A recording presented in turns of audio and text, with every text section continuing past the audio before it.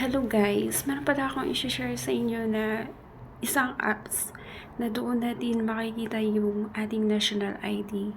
Para lang po ito sa nakapag-registered na at wala pa, hindi pa dumating yung ID nyo at kailangan nyo na talaga ng ID kasi nga marami tayong transaction. Ito po, ibibigay ko po sa inyo yung isang apps na doon nyo makikita yung ating national ID.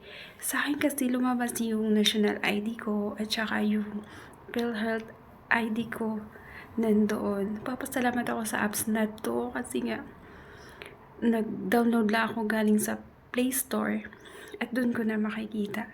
Kasi yung national ID ko is yung temporary is nawala. Kaya nahihirapan din ako.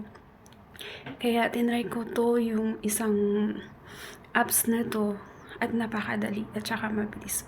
Basta meron ka lang internet at saka ilagay mo doon yung information mo. Doon din magsisignature ka po. At saka ilagay mo yung email address mo para ma-verify. Yun lang po. Mag-download po kayo at saka sana po makatulong. Please like and share. Thank you.